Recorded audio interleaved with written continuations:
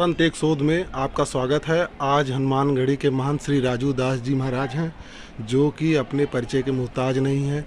देश विदेश हर जगह हैं वो परिचित हैं, उनको लोग जानते हैं। आइए जानते हैं उनकी थोड़ा जीवनी के बारे में कि महाराज जी कैसे संन्यास में आए। महाराज जी, बहुत बहुत स्वागत है हमारे चैनल में आपका। हमें थोड़ा बताइए कि आप कैसे हनुमानगढ़ी से जुड़े, कैसे संत परंपरा में आए और इससे आपको क्या लाभ हुआ, नई पीढ़ी जानना चाहती है। पहले तो मैं अपने माता पिता को प्रणाम करता हूँ। इस धरा पे लाने वाले वही आज यहाँ हैं, तो उन्हें माता पिता की कृपा है कि हनुमान जी के शरण में। दूसरा, हनुमान जी महाराज की अति कृपा है, अति कृपा है, अति कृपा है कि हनुमान जी महाराज ने अपने शरण में रखा जी। शरण के साथ गुरु महाराज को धन्यवाद है जिन्होंने अपने चरण में रखा, और चरण में रखा तो इसके नाते हनुमान जी के शरण में है। और हनुमान जी के शरण में है तो हनुमान जी के शरण के माध्यम से समाज, राष्ट्र, सनातन संस्कृति, समाज में समन्वय, समाज में ऊंच नीच की भेदभाव खत्म हो, समाज में सामंजस्य, समानता स्थापित हो। इसके नाते हम लोग बाल्यकाल में ही माता पिता ने हनुमान जी को दिया, तो हनुमान जी के शरण में थे। आज शुरुआत विद्यार्थी परिषद, विश्व हिंदू परिषद, बजरंग दल, ऐसे करके संघ विचार परिवार से जुड़कर हमने समाज की सेवा के लिए कार्य किया। अब देश और दुनिया के बीच में सनातन पे कार्य कर रहे हैं। महाराज जी, युवा जानना चाहती है कि जैसे आप लोग संत में आए तो अपने ऊपर संपूर्ण नियंत्रण रखा, ये जो सबसे बड़ी चीज़ है। समाज में ये बहुत ज़्यादा प्रचारित हो रही है। पहले तो युवा अपने आप को नियंत्रित नहीं कर पा रहे हैं, इसके लिए आप क्या संदेश देंगे? हनुमानगढ़ी सिद्धपीठ है, यहाँ आप लोगों ने ब्रह्मचर्य का इतना बड़ा पालन किया है, तो कुछ उन लोगों के लिए अपने तरफ से मार्गदर्शन दीजिए। मैं पहले तो अपने नौजवान भाइयों, युवा साथियों, बहनों से अपील करना चाहूँगा, निवेदन करना चाहूँगा कि बाल्यकाल में माता पिता गुरु होते हैं। थोड़ा सा और अवस्था बढ़ी, फिर किसी स्कूल में, किसी महाविद्यालय में एडमिशन होता है, शिक्षक हमारा गुरु होता है। गुरु कोशिश करता है कि हमारा स्टूडेंट, हमारा बच्चा कितना अच्छे से पढ़ाई करे।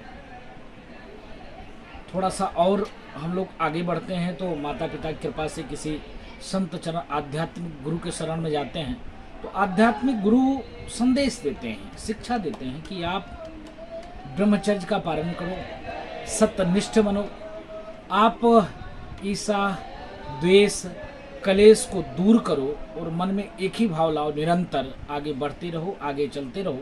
जो माता पिता की जिज्ञासा, इच्छा है डॉक्टर, इंजीनियर, साइंटिस्ट बनाने के लिए, उसकी ओर अग्रसर रहिए, लेकिन कर्मनिष्ठ होकर। जैसे माता पिता ने आपको घर से बाहर करके कहीं एडमिशन कराया, तो जब एडमिशन कराया आप तो जब माँ बाप फोन पे बात कर रहे हैं तब तो ठीक है, बट जैसे माता पिता और जब वो किनारे हुए, फिर अपना जुआ, ड्रिंक, जो भौतिक आकर्षण है, तमाम ऐसे जो सांसारिक अपवाद हैं, उसके झंझावात में चाहे छात्र चाहे छात्राएं फंस जाती हैं, जिसका परिणाम स्वरूप होता है कि जो मेरा उद्देश्य है, जो मेरा विजन है, जो मेरा रीजन है, जो माता पिता ने जिस विजन के लिए परिवार से दूर रखकर हॉस्टल में, किसी गुरुकुल में, किसी विद्यालय में, किसी महाविद्यालय में, किसी विश्वविद्यालय में अपना पेट काट कर, अपना गेहूं धान बेचकर आपको कहीं रख कर, इस भाव से रखा कि आप आगे बढ़ोगे और हमारा परिवार और हमारे कुल का नाम रोशन करोगे। लेकिन हम कहीं भटक कर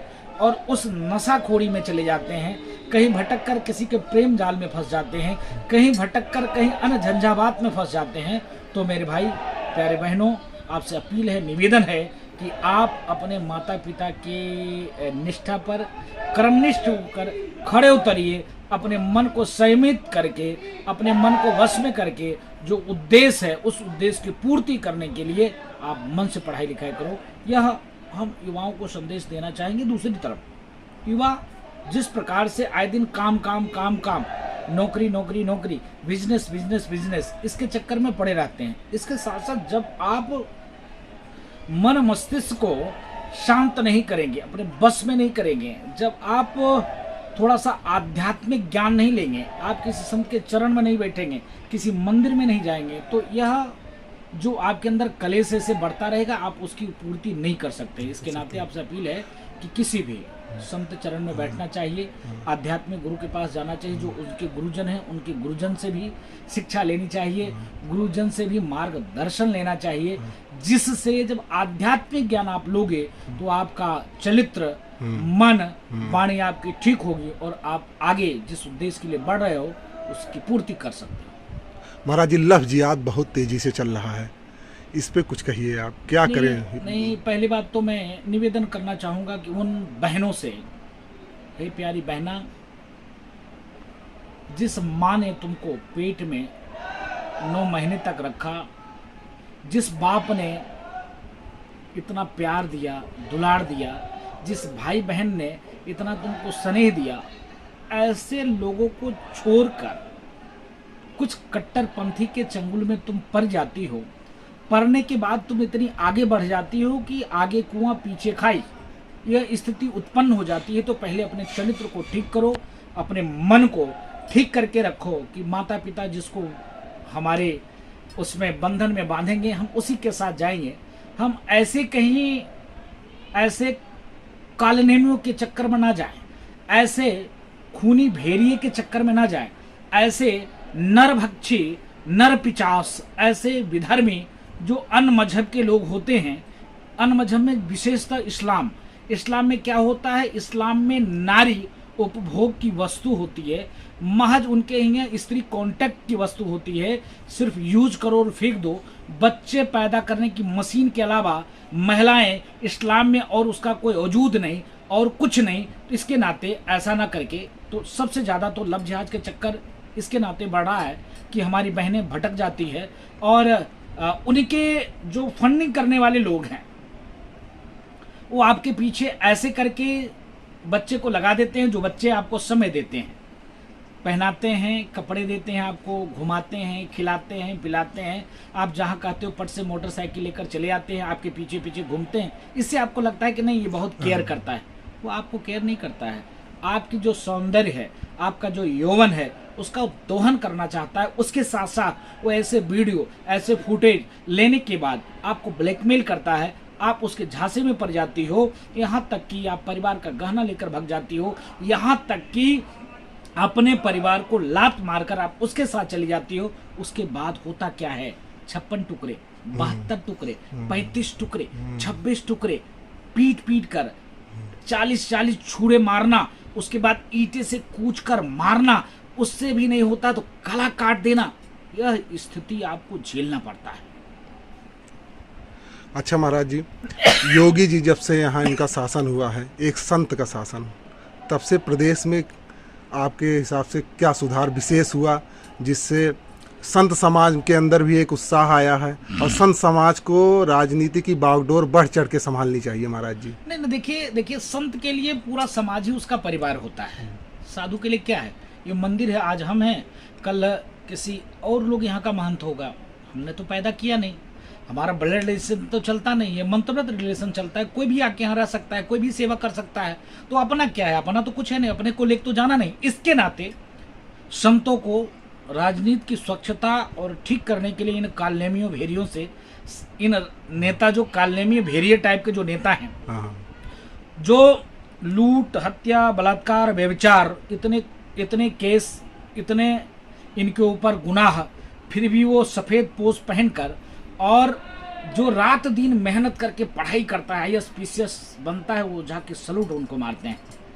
जबकि वही लोग कभी इनको बंद किए रहते, जेल में ठोकते हैं, और कभी, क्योंकि लोकतांत्रिक व्यवस्था है, प्रजातांत्रिक व्यवस्था है, ऐसे लोग जीत के जाते हैं। इसके नाते संतों को आगे आना चाहिए, और जब संत आगे आएंगे तो अच्छे व्यक्ति चुन के आएंगे, उनका भी पूछ होगा, उनका भी कदर होगा। जब अच्छे व्यक्ति कुर्सी पे बैठेंगे तो लूट, हत्या, बलात्कार, ऐसे करप्शन में कंट्रोलिंग होगा। ऐसे करके लोगों में जरा से एक संदेश जाएगा, समाज का वातावरण स्वच्छ होगा, प्रकृति सुंदर होगी। जिस प्रकार से काम करना चाहिए नेताओं का, खाली लूट न करें, अपना जेब न भरें, समाज के लिए भी कार्य करें, ऐसा कार्य कर सकते हैं। इसके नाते जब से योगी जी आए हैं, आप तत्काल में देखना चाहता हूं, आपने कहा कि संतों को आने से क्या, संतों को आने से दूसरा, योगी जी जब से बने क्या परिवर्तन की बात करते हो आप बताओ। एक अपराधी का इनकाउंटर होता है, अपराधी का इनकाउंटर होता तो धर्म विशेष के लोग पूरे देश में माहौल क्रिएट करते हैं। इसके साथ साथ अदर कंट्री के लोग संसद भवन में बोलते हैं कि हमारा भाई मारा गया हिंदुस्तान में, ऐसा नहीं होना चाहिए।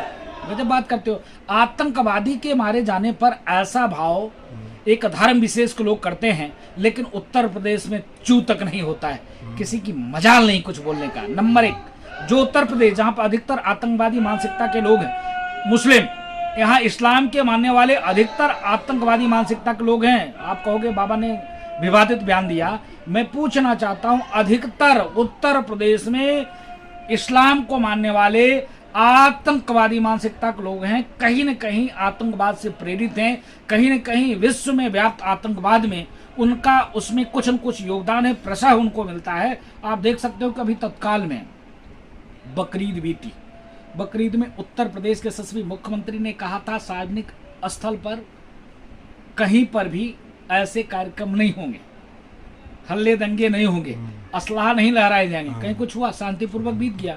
यही था प्रदेश। आज से 7 साल पहले ये दंगा प्रदेश कहा जाता था, 5000 से ऊपर दंगे होते थे और आए दिन बवाल होता था। लेकिन आज कहाँ कुछ हो रहा है, शांति है, अमन है, चैन है। वही जनता तो है, हिंदू भी है, मुस्लिम भी है, सारे लोग हैं, सिख हैं, ईसाई, सारे लोग शांतिपूर्वक है। तो राजा जब कर्मनिष्ठ होगा, राजा जब सन्यासी होगा, राजा जब त्यागी होगा, राजा जब समन्वय स्थापित करने